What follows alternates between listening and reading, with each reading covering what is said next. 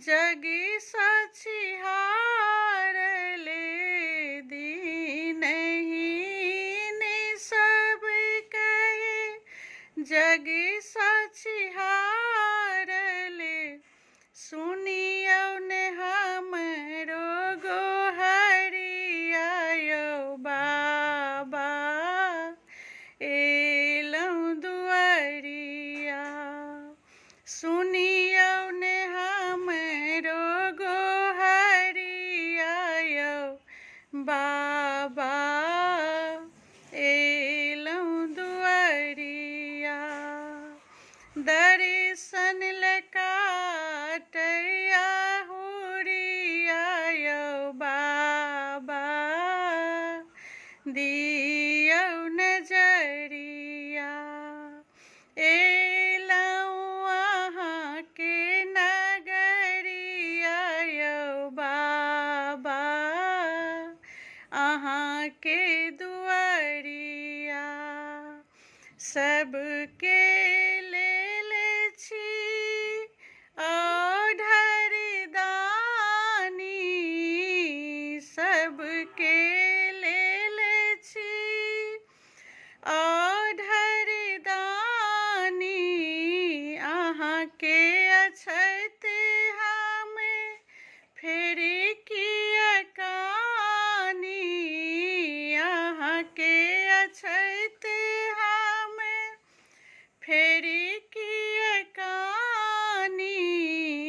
लियौ ने हमरो खबरिया यौ बाबा एलौं दुआरिया।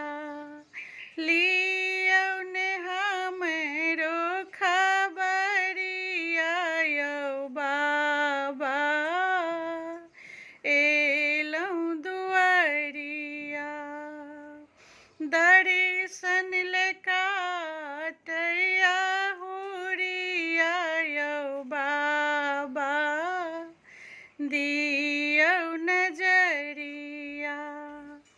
एलौं अहाँके नगरिया यौ बाबा अहाँके दुआरिया।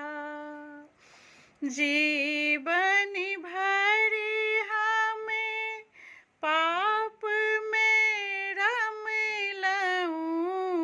जीवन भरि हमें पाप में रमलहुँ। एलौं अहाँ लगे नाम ने जपलहुँ।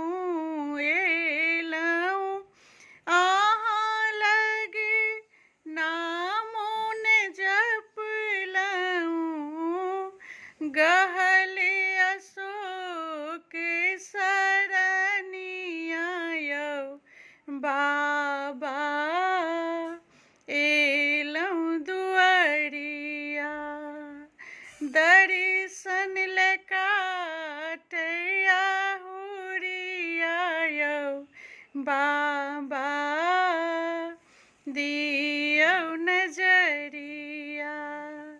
एलौं अहाँके नगरिया यौ बाबा अहाँके दुआरिया।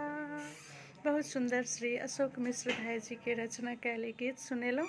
नीक लागत तऽ कमेंट, लाइक, शेयर, फॉलो जरूर कऽ लेब। जय मिथिला, जय मैथिली।